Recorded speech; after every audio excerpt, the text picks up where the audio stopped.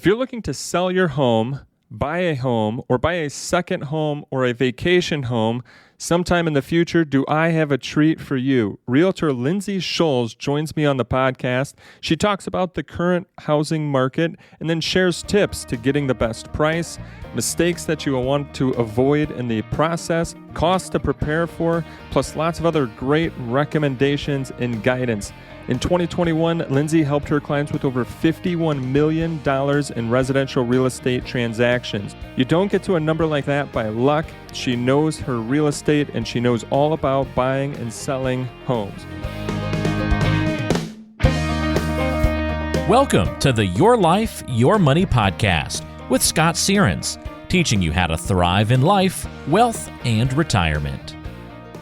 Welcome to another episode of the Retirement Show, all about your life, your money, your taxes to help you thrive in wealth and retirement. I'm your host, Scott Searns, and today we've got a special guest with us, Realtor Lindsay Schulze. And today we're going to talk about the real estate market. Where's the market at in its cycle? Talk about selling your home, and most likely if you're selling, you might be buying a home, or maybe you're buying a second home. And so Lindsay's going to have a lot of tips for us today in regards to all of those different subjects. A little bit about Lindsay. Lindsay is the highest producing single agent of Reese Nichols Realtors. She's been featured in Top Agent Magazine, Kansas City Home and Style Magazine, Top Real Estate Agent 6 years in a row. Got my 7 years in a row. Yeah. Hey, awesome. Congrats. Yeah. Business is 95% referral based. That is amazing. Lindsay and her husband, Nick, have 3 beautiful children. Lindsay, welcome to the show. Thanks for joining me today. You bet. Absolutely. Hey, and a fun fact, I think, for everybody, right? And I guess full disclosure, Lindsay and I are cousins, but a fun fact is that we were born on the same day in the same year. So now, of course, this was before cell phones. And how did our parents figure this out? I think our dads, right, were like trying to call each other's homes and couldn't get a hold of each other and knew that like that timing was about at the same time. So same day, same year. Yep. Go June 15th. Right. Exactly. Yeah. Lindsay, thanks for joining us, and welcome to the show. You 3 bet. children. How old? 10, 7, and almost 6. And what's the favorite activities right now? Sports. All about sports. So all about sports. You are driving around probably like crazy because I know your children are super important to you. And at the same time, you're leading an awesome real estate business, helping out a ton of clients, 95% referral based. How long have you been in the business, and what led you to become a realtor? Sure. So I started 17 years ago. I went to the University of Kansas for a marketing degree and did marketing for a quick 11 months, got a couple of promotions, no pay raises, and I had always had real estate in the back of my mind. So I had a friend who said, hey, come and talk to the top team in Kansas City. And I did so, and I have never looked back. I absolutely love it. That's awesome. And I know over time you've helped people buy and sell many homes, but do you mind sharing? I mean, the numbers there, the top agent and different magazines doesn't come without working your tail off. And I just thought people can kind of understand that they're going to be getting a lot of great tips and advice and thoughts today. Do you mind just sharing kind of like last year or last couple of years, or where you're at today, just kind of how many homes you've helped people buy and sell, and what that means in overall market value? Yeah. So I sell between 80 and 100 houses a year. The average agent in Kansas City sells about 11. So needless to say, I'm beyond full time. This year, I'm at like 45 million in sales and hope to get to about 60 this year. Last year, I did 54, I believe. Wow. And it's yourself and an assistant? Anybody else? I do. I hired an assistant 4 years ago, finally. Wow. Wow. So amazing. You are crushing it out there. So, hey, great job in what you've done. Obviously, your clients think a lot of you based on all the referrals that you've continued to get. And I think we'll provide a lot of help for listeners today. So I'm guessing somebody's listening because they're wondering about potentially selling their home, buying the home, or work with a lot of clients too that, might want to buy a second home somewhere. And I think on everyone's mind, because we're seeing it in the stock market right now, a little bit of a downturn, is where is that real estate market? And just, I realize you don't have the crystal ball, but Sure. where do you find that we're at in the market cycle right now? Are we still in a seller's market? Is it switching? What are you finding? Yeah, so it's interesting. I mean, obviously, we all remember 2008. That was harsh. It was an interesting time for everybody. We are not going to have another 2008 for sure. I would say we are very neutral right now. In our situation in Kansas City, I sell in Kansas and Missouri. We are very house by house based. So some of my listings, I'll get 4 offers. Some of them I'll get 1 offer, and it'll be a great offer. About 12 to 18 months ago, maybe even 9 to 18 months ago, we were getting 30 offers and people were giving up their firstborns and no inspections, no appraisal, all the good stuff.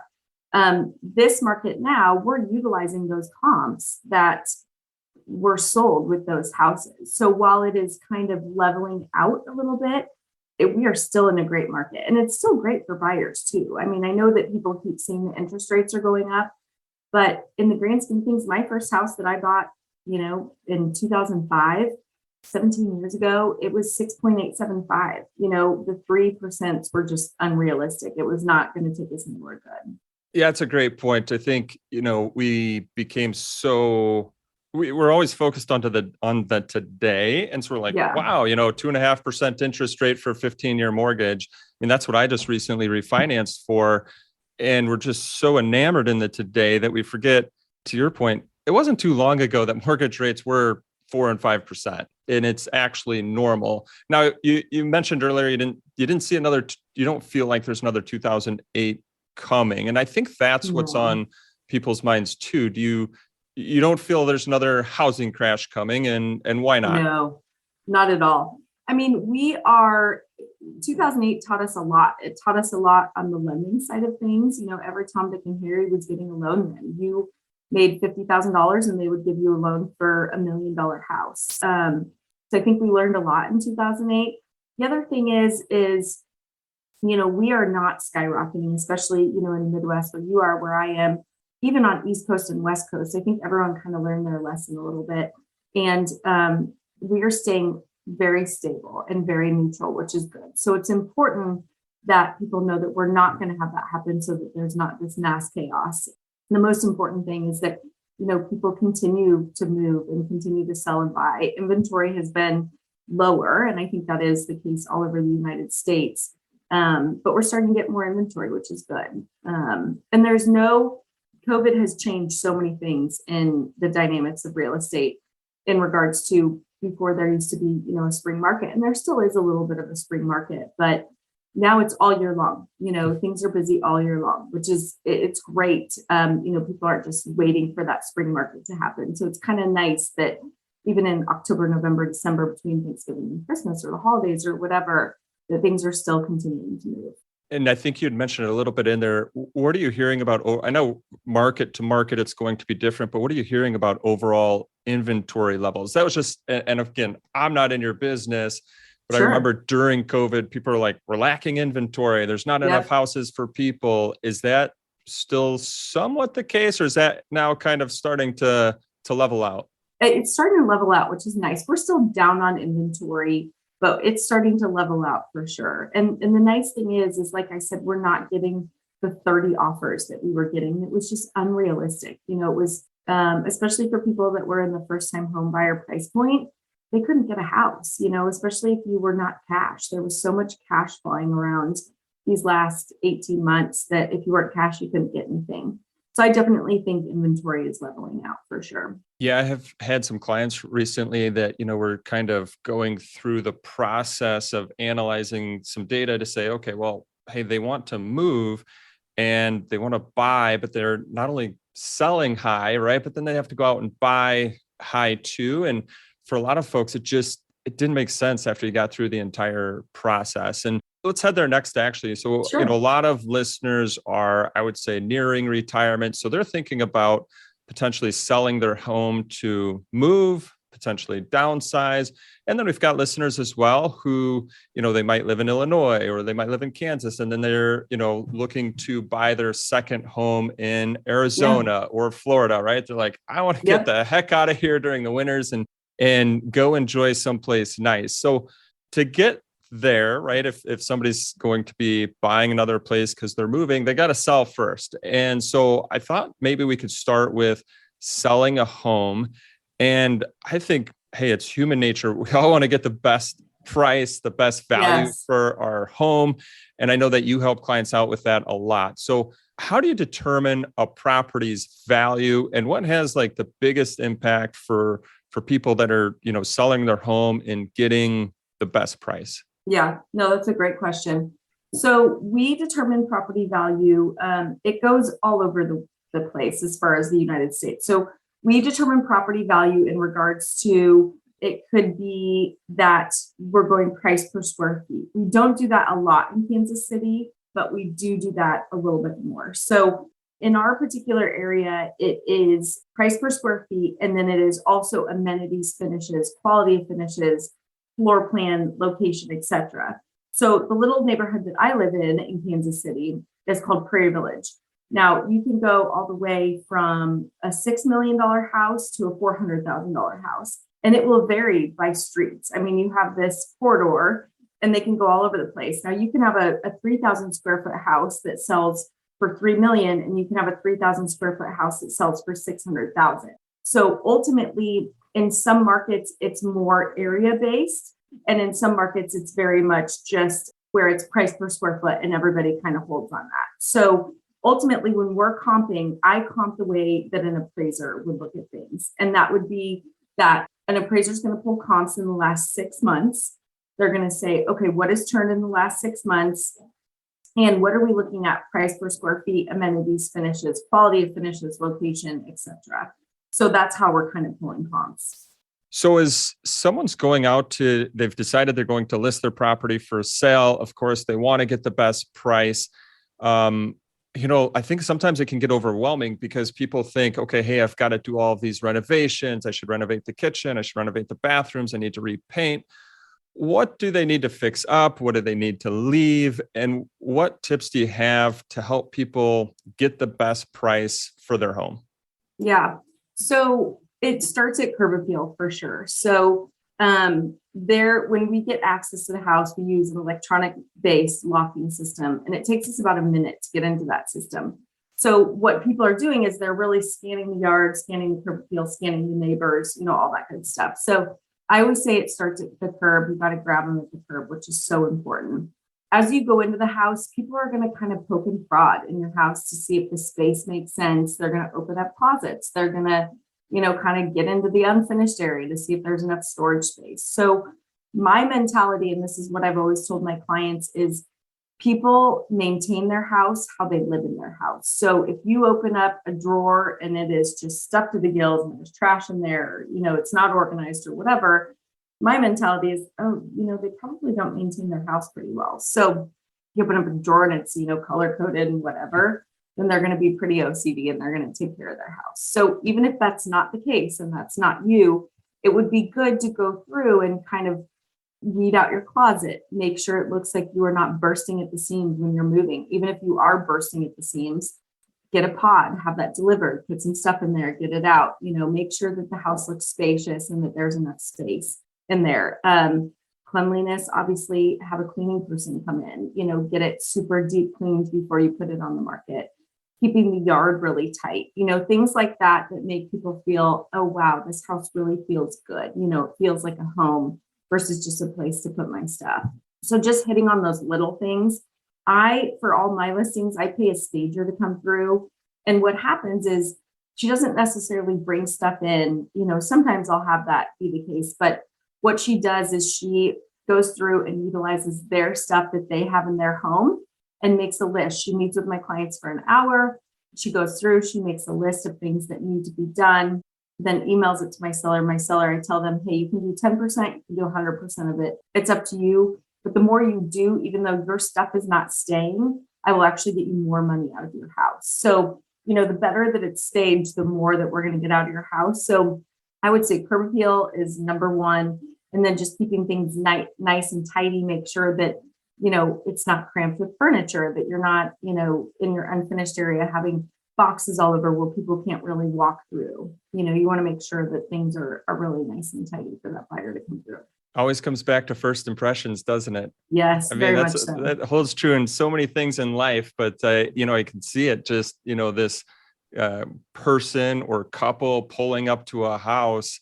And what's the first thing that you notice is how does that house look? I mean, just you're walking up, you're nervous. Is this the one? Is it not the one? Yep. And so if everything looks good or is in, decent shape, has been cleaned up, it says, wow, this person's cared for this home just as much as I hope to. Yes. Yep. Exactly. That's hey, great thoughts there. What about like renovating it or fixing it up or painting? And I know there's probably a lot of thoughts on this, but is that just something that if somebody's working with you, Lindsay, that, hey, rather than go get started on that, should they call you first? What kind of process do you go through in regards to that? Because that could get really costly. It can. And then how do you kind of figure out the trade-off of that? Yeah. So before my husband and I had kids, we used to flip houses. So I have a incredible network of people that I've worked with for 17 years that are amazing.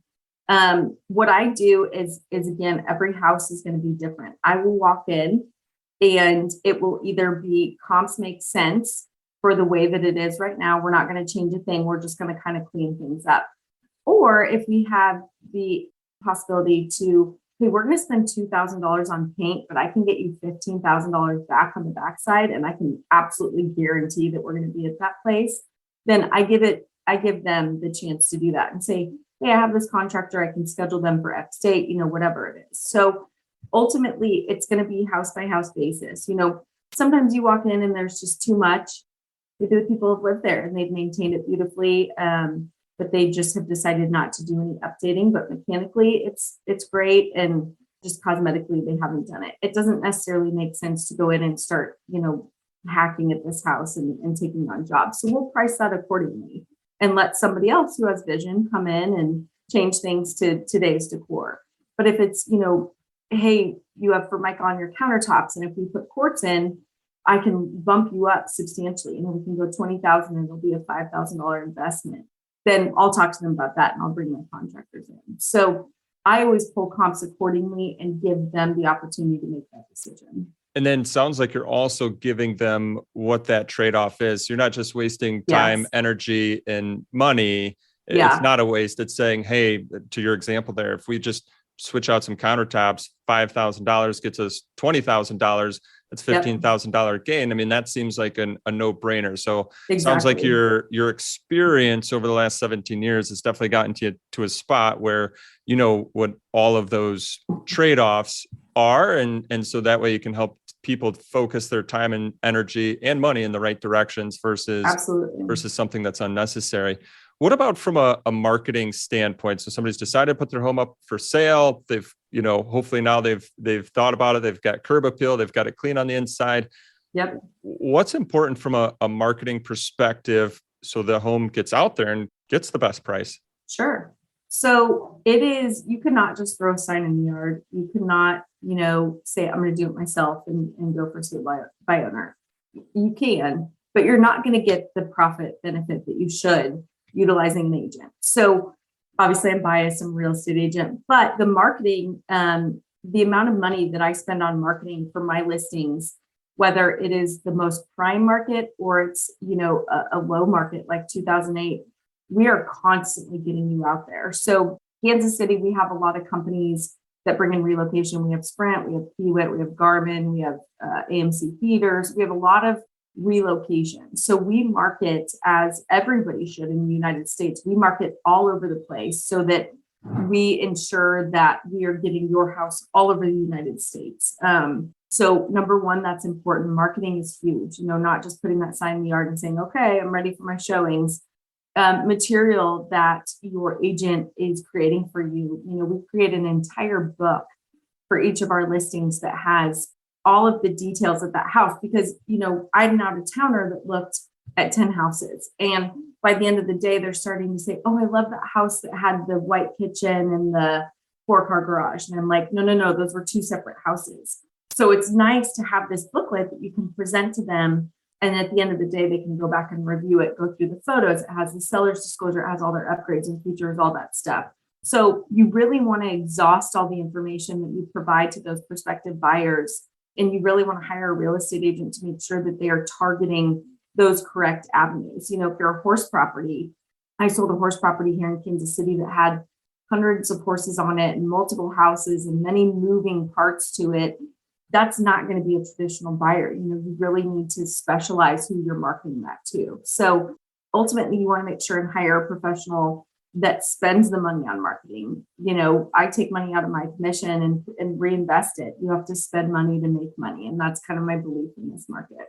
I think on top of it, one of the things, and I know this is part of your overall marketing, but I would assume working with somebody too that has just a network that's continued to grow. And as I watch you on social media and your different, channels, Facebook pages, et cetera, that you're getting things out there. I mean, it's just, you must have so many connections, because I see all the time saying, hey, I've got XYZ need for a buyer, actually, right? And or I've got this that needs to get sold. And it's just constantly marketing for your clients is what I see that you're doing, which is awesome. And as you had said, I think it's important to work with a realtor. So if somebody's out there looking to sell, what are those questions that they should be asking a realtor to make sure that they've found the right fit to work with? Sure. Number one, most important question is that real estate agent full-time? This is not a part-time business. I sold a house on my wedding day. I sold a house every child. I was in labor. I sold a house during labor. You have to make, now that's a little extreme, but you have to make sure that your agent is a full-time agent. There's a lot of part-time agents that say, hey, I'm going to work during the day and then I'm going to sell at night. This is not a part-time business. So that would be the most important component, is that you have a full-time agent. Second is their marketing plan. Again, that I cannot hit on that enough. While maybe 12 months ago, you could throw a sign in the yard and it worked, that is not the thing to do. You really need to get it out there to every prospective buyer. So ask them, how much money do you spend on marketing? What avenues do you do? Do you put it on Zillow, Realtor.com? If I'm a specialized horse property or I have acreage, are you marketing to different places that, would specialize that, horse magazines, stuff like that? So you really want to kind of drill that agent and make sure that they have the backing behind them, that they have a good company behind them, and that they, it's hard to do everything in this real estate market. You can't wear multiple hats. You can't be putting a sign out and making your flyers and trying to negotiate contracts and whatever. It's nice to kind of have a support staff behind you to help you utilize those things. And I have 2 full-time marketing girls. That's solely what they do, is work on the marketing of our listings. So, you want to make sure that an agent has support, whether it's with their broker, their team, or their company or whatever. But most importantly is that they are not part-time. That's a tough deal to do. And I appreciate you saying that. And I want everybody to hear, like, this is coming from a realtor. It's okay to ask those questions of how much do you spend on marketing?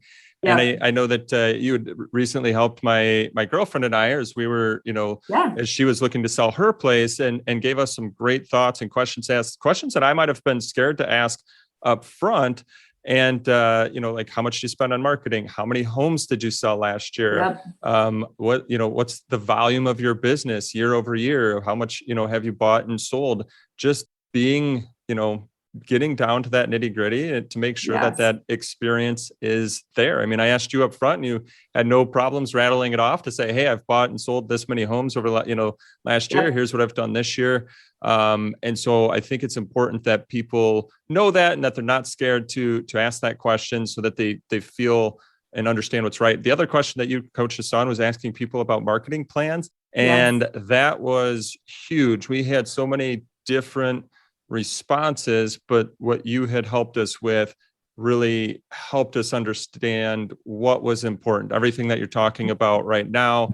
And you can find those, I'm certain you've seen this too, but you can find those that are kind of BSing the marketing plan versus what you just listed off. I've got 2 marketing people that help me out, and here's what we're going to do X, Y, Z to make sure your house is listed properly for your specific market. Yep, absolutely. And it's not only that, you need an agent that's going to get you to the closing table. This is a very odd market, and it's been an odd market. COVID has changed the mentality of real estate forever. We are never going to go back to traditional real estate. It's changed the mentality of what people are looking at for houses. A lot of people are working from home. There's different things, and it is so important that you have an agent that's going to get you to the closing table, because there are a lot of hurdles that COVID has created in this market, and a lot of documentation that's been created to cover different things because of the ever-changing market. And getting your house sold is the one thing, but getting to the closing table without any hiccups and ensuring that everything is done is a totally different beast. So you really need to have someone who's educated on that particular market to understand what needs to happen. So that's a really interesting point. Why, I think everybody thinks, hey, I listed my house for sale. A person came, they gave me an offer. It's the offer I accepted. It's just going to close, right? So why are things not getting to the closing table? What's the importance here of making sure you're picking the right person that's going to help you get to the closing table? Where do things fall short sometimes? So appraisals are a big deal. Obviously, we're at the height of the market. There was a form in Kansas City that was called an appraisal waiver addendum, where people were saying, hey, even if the appraiser doesn't agree with the price that we've purchased it at, we will pay the difference in cash to make sure that our loan is okay, because they're only going to loan on a specific debt to income ratios on your blah, blah, blah, whatever. That's a number one thing, is appraisals. We are not really getting those waivers anymore. And appraisers understand the market as long as they've been around and they understand the particular area that they're appraising. That's number one, making sure that the lender that they are utilizing, my husband is a lender. And while I tell everyone, hey, you don't have to use him, but you really need to have a local lender that I can call them at 11 o'clock at night and I have their cell phone if we have an issue. Calling a 1-800 number doesn't work for me. I want to be able to look at that person, show up at their front doorstep if something's, going on. So having a local lender is so important. So, when I get an offer on my listings and we're looking through them, and if one of them's like 1-800 loans versus another one that's a local company that I've, worked with that lender before, I understand how they work and they're apples to apples, or maybe this one's a little bit higher, but I know that this one's going to get to the closing table. We're really going to weigh out kind of where we are on that. So those are, lending, final underwriting, making sure that people don't go buy a car right before closing. There are so many things, people want to buy a couch and they want to buy refrigerators and whatever. If your debt to income ratio is close enough, that just buying that refrigerator could throw you off where you can't get your loan on your house anymore. So it is so important that the lender is educating the buyer, that the listing agent is staying in touch with the buyer's agent, that title work's getting done. Sometimes it comes up. I just had a property that was very sad. The gentleman happened to pass away in the middle of the transaction, and it would have gone into probate. And we had so many things that we had to get done because the type of cancer he had was a very quick cancer. I mean, he died within a week, and we had to have our ducks in a row, and we had to get a lawyer involved. We had to ensure that every document that we were doing was correct. So we had title involved. We had the other agent involved. We had so many moving factors to ensure that we could get this to close and that it wouldn't go to probate. So there are so many behind the scenes things that you really need to have somebody who's staying on top of it, and that they have a good support team around them. I have a title company that I use, that I love, and I trust them, and I can call them whenever I need, and they will, answer my phone call. Boy, so it's having all the right players on the team. And I think one thing that you helped us understand was that if it doesn't get to the closing table because you're not putting the right players on the team, then next thing you know, you're just out back in the market again, and you could have potentially lost that crowd that you had that initial interest with. Yep. And so important. I appreciate you sharing that. I think sometimes we just needed to, fully connect, like, oh, it's not just we get the asking price we want, it's actually getting it across the table, because you don't want to go back out to the market. You don't want to start fresh, because if the market conditions change, now your home value might be totally different or what you might get. Yeah. I mean, I have things like I had a house that fell apart over inspections. We had a person that was relocating from Chicago, and they didn't quite understand our market here. They didn't understand our houses. And The inspection that they did was clean as a whistle. We literally knocked everything out on that inspection, put it back on the market, but we still kind of have that funk. Every time an agent called, they said, "Oh, why'd you fall apart?" Actually, the buyer honestly got cold feet. Here's our inspection report. It's super clean, but there's still that funk with it coming back on the market. Even if it's the buyer loses financing or whatever, you really need to get that to the closing table the first time around, because there are a lot of hurdles that you have to go through to make sure that you get them under contract again for similar or better value. Great. Well, let's wrap up on selling a home. You mentioned there's something, inspections, which inspections, you said that one was clean as a whistle. That's great. I know sometimes that can actually lead to costs. So if somebody's selling a home, and because it is a financial show as well, what costs should they think about, expect, or see, right? I think we always feel like, hey, I just sold my home for $600,000. Write me the check. Where's my $600,000? Yeah. That's not really the case. And I think that's important to know, because if they're selling, they're probably going to go buy, and it's important to understand what should they expect to walk away with, and what are those costs that they might expect as well. So one thing is your payoff. If you have an existing loan on the property, you need to ensure that you're getting the correct payoff. The one that you see on your statement is not correct. So you need to call and get an actual payoff. It tends to be a couple $1,000s higher than what your traditional payoff is. So if you are very close on your numbers that you need to get out of that property, you need to call your bank and ask for an actual payoff. Second thing is how your taxes are paid. Ours are paid in arrears in the state of Kansas. Missouri is kind of wacky too. You need to make sure that you have your taxes prorated. Now, if you are under a loan, they're going to be escrowed in an account, and then you will get that escrow, like we escrow 3 months in Kansas City. You'll get that back post-closing. Ends up kind of being a wash, but ours are paid 2 times a year in May and December, and they're prorated. So taking into consideration taxes, commission, it's different in all cities what they charge. So you have to take into consideration commission. Your sellers pay title insurance policy. So in the state of Kansas, at least they do. Some states, you hire a lawyer to get the transaction to close. So you have lawyer fees, and then any related inspection costs that come out. So like for me, if let's say that I have a property that needs a roof on it, I have a great relationship with the roofer where he will put that roof on because we have to have it before close, and he will bill it to closing. So you've paid out at closing. That's not always the case. Sometimes you need to be able to pay that roofer right then. So, you have to know that there's going to be some expenses associated that maybe you aren't anticipating. So having a little bit of that side, okay, we know that we're getting this, we know that we're paying this, but let's just kind of keep this in our side pocket in case something comes up. Yeah. Same with buying. Go ahead. Yeah. The buying, you're going to have inspection related in the state of Kansas. In Missouri, the buyer pays for inspections. It depends what you're doing. We have whole house, termite, radon, sewer, structural, fireplaces, mold, all these things. You can go from $300 up to $2,500 on inspection related costs. So you have inspections, you have any sort of underwriting fees, costs associated with the lender. If you're cash, you have, the closing fee with the title company, which is small, but there's fees that kind of jump on you all over the place. And I would assume, is this something like where you provide clients a chart that says, okay, hey, here's the different costs. Here's potentially what you're, going to see at the end of the day when they're selling a home? Yeah. So when I'm meeting with the seller, we provide what's called a seller's estimated proceeds, and it's going to tell them pretty darn close to the dollar where you're going to look at on your estimated proceeds, as long as they know their correct payoff. For a buyer, I'm going to show them what their associated fees are going to be as well. Here, you don't pay to get represented by a buyer's agent. It's the seller pays the commission. So it's great. Why would you not have a buyer's agent? You're not paying to have that. People think, oh, I'm going to go do it myself and I'm going to save this money. Well, no, that commission's built in, and that's not something that the buyer gets to play with as far as that commission, taking that out, because that agent still does that same work. Yeah, absolutely. Might as well get the help, the support, the service, the knowledge, everything. Yep. If you're going to go buy a home. So yeah, let's actually transition into that. So, okay, we've sold our home. We're looking to buy a new home now.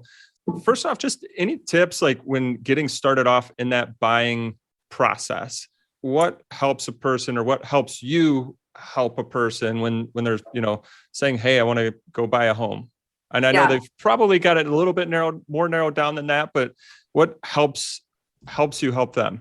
So number one, I will not put a buyer in my car or show them a house until they have been pre-approved by a lender. Most important thing.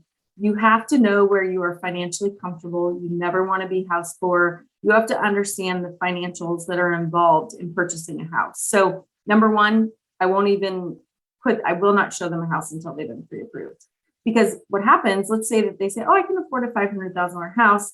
They talk to their lender, I've showed them a $500,000 house and they're really at $350,000. Their mentality is constantly going to be with that $500,000 house offered, and they're never going to bring their perspective down to what $350,000 offers. So that immediately shoots me in the foot, because I'm like, hey, this is going to be hard. I'm going to be beating my head against the wall because you are expecting this 500, but really you're at 350. Well, one thing. Even for people that are out there looking to buy, right? Just go out and start with your pre-approval, because you want to start with your knowledge of what you can afford. Why even set yourself up to think, oh, I want XYZ house.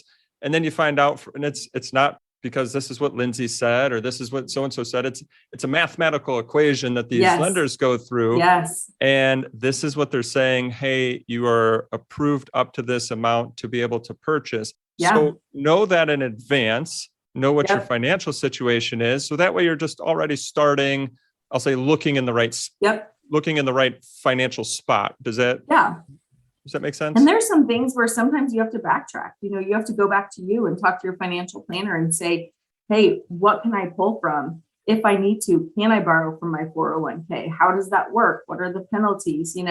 We have some people that say, okay, yeah, you can borrow for 30 days or whatever. Obviously, that. And then the other thing is talking to your financial planner, but then also talking to your lender. Maybe, like, I hear my husband talk on the phone all the time, because, we both are in and out of the house working from home. He'll talk about credit score a lot. Some people don't know that they accidentally didn't pay a medical bill, and now that their credit score is lower, he has a company that he works with that gets their credit score up so that they can afford more and that their down payment's not going to have to be as much. So there might be some work that you have to do on the backside of this that you don't know about, that the lender will tell you. So that's another reason why I say I won't even start this conversation until you have at least talked to a lender. So that's the number one thing, is getting your financials in order and understanding what your down payment's going to be. I am considered an independent contractor. My husband's a W-2. Independent contractors look very off on paper. Lenders do not like us. Doesn't matter how much you make, they don't like us. So, it's hard. You really have to understand what is going to happen in regards to the financials. So having that conversation with your financial planner, having that conversation with your lender, understanding where you're going to be on that is super important.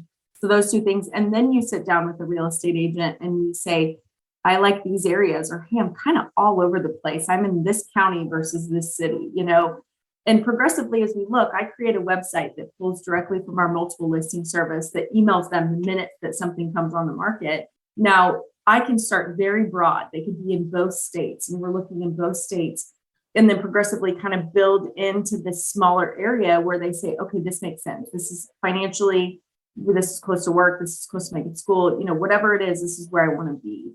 So we might start broad, and that's what I'm here for, to educate them on what each area offers. So, having that very open conversation with your agent as far as where you want to be financially, where you want to be, what you're expecting from your price point.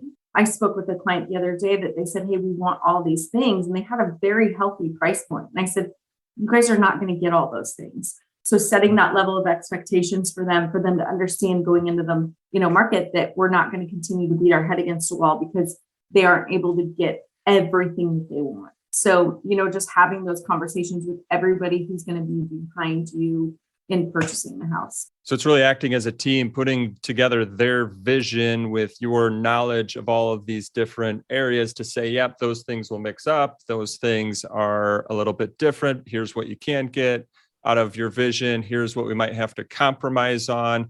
Yep. So it sounds like it's definitely a work in progress. Okay. So, you've gone through, they've looked at a bunch of homes, they're ready to buy.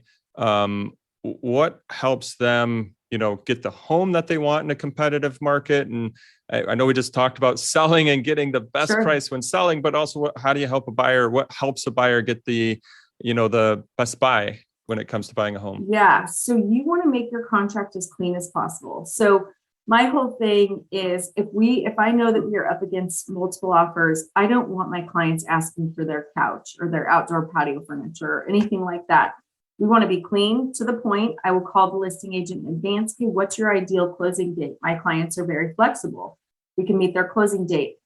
We have a document in Kansas City called an escalation addendum where it says, okay, your house is priced at $525. We're offering $550, but we'll beat the next highest offer not to exceed $575,000 by $5,000. It allows you to kind of to go above what they're offering, or what they're asking, but not necessarily putting yourself way over, just knowing that you can beat that next person. And that's not necessarily the case in every state, where it offers that.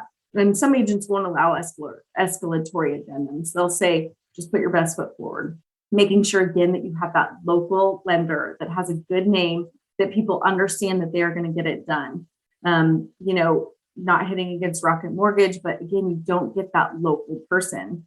You don't get, some of these 1-800 numbers that I have to call. I'm like, no, this is not going to work. I need for you to talk to a local lender. And it's going to be important for the listing agent as well, knowing that it's going to get done. So very clean offer, as healthy as a down payment as you can be. Ensuring that you have that pre-approval, pre-qualification process started. Even if you go a step above and you say, hey, everything, I've gone through final underwriting, they've verified my numbers, they've done all that stuff, understanding that there really aren't a ton of hurdles that come up in the loan process either. So just making sure that you really have all your ducks in a row is important. Sounds like it being flexible. I took away flexibility in regards to just your ability to buy, close on the time frame, being more flexible to what the seller is looking for. Exactly. Helps, and then ability to get the cash. And you said, a higher down payment never hurts. I'm guessing coming to the table with cash never hurts either. No. And then how do contingencies get viewed if if the seller or if the buyer was to say, hey, I have another house to sell first? And I know as I'm guessing it changes per market conditions, but how do contingencies get viewed?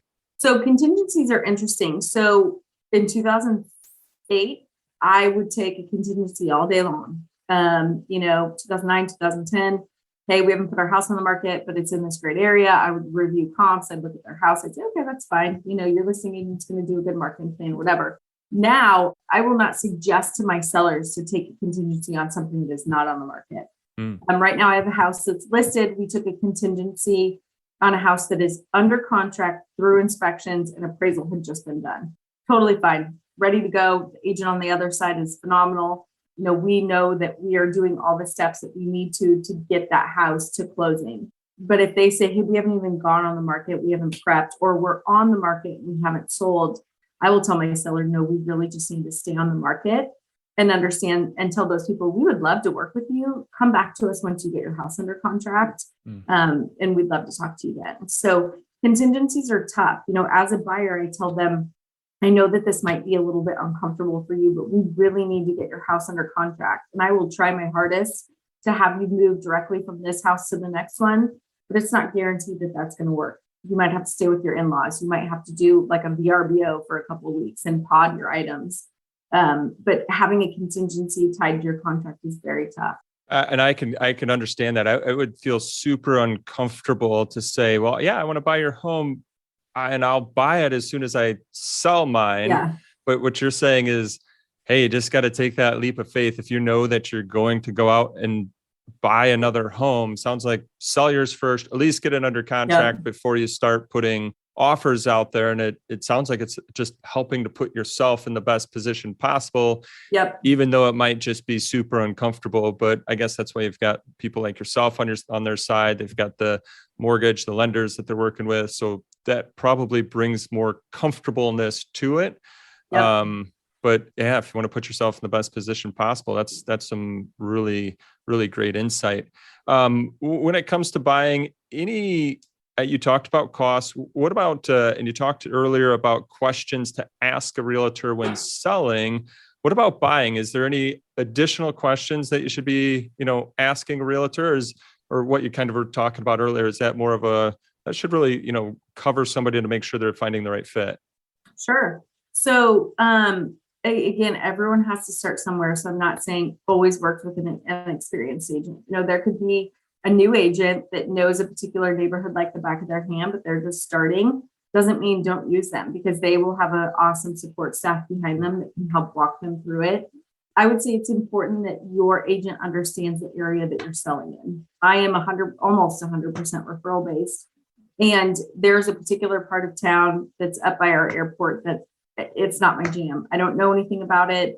I will sell there if they insist, but it's not my expertise. I know the rest of Kansas and Missouri like the back of my hand. That one particular area is just kind of Chinese to me.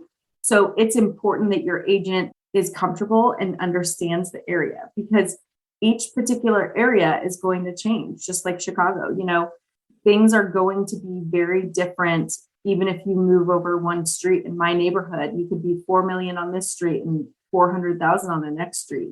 You really have to understand that market and understand that when you are pulling the comps to educate that buyer to put an offer on the property, that you are pulling the correct comps and that you understand what's going on. So making sure that they fully understand the process, that they have a good relationship with inspectors, wood rot people, painters, whatever, so that they can help you down the road. When I close a transaction with a buyer or a seller, I say, hey, this doesn't end here. If you need anything, you call me. I had a client that I sold a house to 10 years ago that they emailed me and they were like, hey, do you remember me? I need a good plumber. And I'm like, absolutely. I'm so glad that you emailed me, because there's so many times that people get taken advantage of. So, just making sure that particular agent understands the market, and that even if they're new, that they've gone through all the education and they really understand what they're doing is super important. And it sounds like back to that person just being truly honest and upfront with you. And, as you mentioned, if that area is not your jam, it's not your jam, but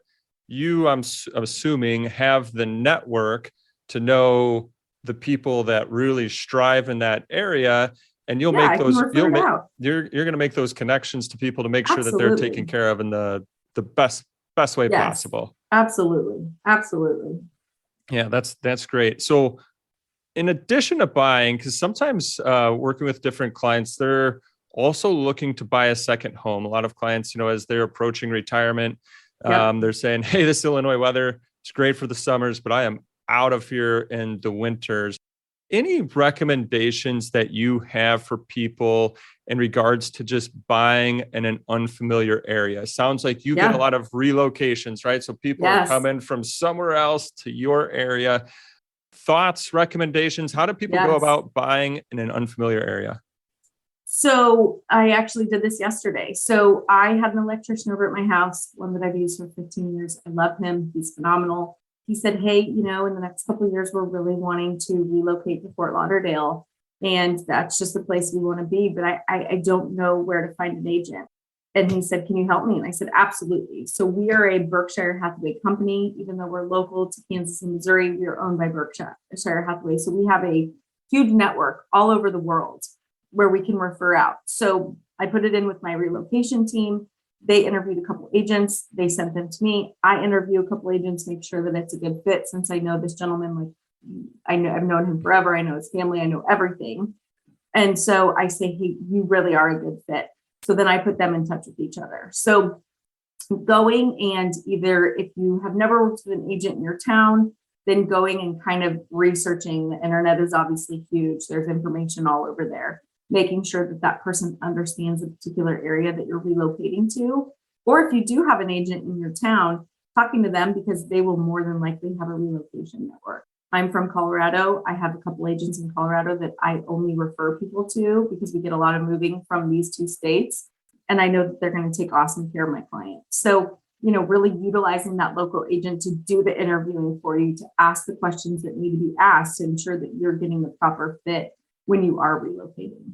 And then doing a couple look trips. If you are not familiar with that area, even if you are, going out with an agent and really looking and seeing what each area offers you, even if you're not ready. My client's not going to be ready for probably a year and a half, maybe 2 years, but it's super important that he goes out there. They're going out there in February, and he really starts educating himself on the area and the neighborhoods that he understands.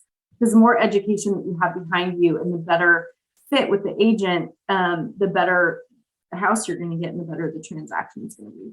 Yeah, don't do it blindly, right? I mean, No. go out there, take some time and understand the area. I'm certain that the agents probably have a ton of information too in regards to the areas, whether it be restaurants and shops and different districts and different neighborhoods. I'm guessing when people relocate to Kansas, you can probably just mentally tell them, or based on what they're telling you, go, okay, these are the neighborhoods that would actually make a lot of sense for you and your family because they're a good fit now that we've had those discussions where we've met or we've talked on the phone, or we've done a Zoom, done something where we've been able to connect. Now I can help place you in those neighborhoods that would make a good fit.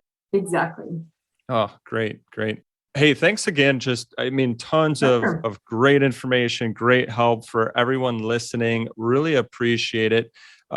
With that, how can people find or follow you? I watch y'all, all the time on social media. You've got a lot of great things, tips going, but just all of the real estate that you're either helping people buy or sell. How can people find you, connect with you? Sure. So I am on Facebook under Schulze Real Estate Incorporated, SCHULZE Real Estate Incorporated. So you can Google me. I put local houses on there, different referral letters, stuff like that. I think the best thing for people to do, is kind of follow that local agent, see what they're posting, see what they're putting on. Even if you're not going to sell or buy for a little while, it educates you with what's going on in the market. I'll put stats on there. I'll put different things that are happening locally, nationally, whatever. So it's important that you, whether you're going to sell in 10 years or 5 years or tomorrow, that you're educating yourself on the local market. So I think that's a good idea. Hey, great. Well, we're going to link to everything in the show notes. So you can go to lifemoneyshow.com. Again, lifemoneyshow.com. Click on the show notes. We'll have the links to all of Lindsay's Facebook, websites, you name it. But I know she said, go follow her at her Facebook page. You'll see a lot of action there. So go to lifemoneyshow.com. We'll have the links there for you to easily connect with Lindsay. All right. So one final question. Work with a lot of people again, approaching retirement, planning for retirement, and they're looking at those travel years. So your years so far, what has been your most favorite spot that you've traveled to and why? Mykonos was amazing. It was fabulous. And then I think my most favorite place was, we went when I was pregnant with Grady, and the Amalfi Coast. It is unbelievable. I mean, absolutely unbelievable. So if you can ever get anywhere outside of the United States, it's the Amalfi Coast for sure. All right. Great recommendation. Hopefully it's something that somebody wants to add to their list. Well, thanks again, Lindsay, for sharing all of your information with us today. Lots of great value and benefit to be taken out of today's episode and discussions with you. So we thank you a ton. If you found this episode to be of value and benefit, subscribe on your favorite podcast player. And again, you can go to lifemoneyshow.com to get links to all of the resources discussed today, as well as Lindsay and her websites and her social media pages, so that way you can follow her online. So Lindsay, thanks again, and have a great day. Thanks, you too. Sierens Financial Group is an independent financial services firm that utilizes a variety of investment and insurance products. Investment advisory services offered only by duly registered individuals through AE Wealth Management, LLC. AE Wealth Management and Sierens Financial Group, Inc. are not affiliated companies. Investing involves risk, including the potential loss of principal. Any references to protection, safety, or lifetime income generally refer to fixed insurance products, never securities or investments. Insurance guarantees are backed by the financial strength and claims-paying abilities of the issuing carrier. This podcast is intended for informational purposes only. It is not intended to be used as the sole basis for financial decisions, nor should it be construed as advice designed to meet the particular needs of an individual's situation. Sierens Financial Group, Inc. is not permitted to offer, and no statement made during this show shall constitute tax or legal advice. Our firm is not affiliated with or endorsed by the U.S. government or any governmental agency. The information and opinions contained herein, provided by third parties, have been obtained from sources believed to be reliable, but accuracy and completeness cannot be guaranteed by Sierens Financial Group, Inc. Lindsay Schulze with Reese Nichols is not affiliated with Sierens Financial Group, Inc. or AEWM.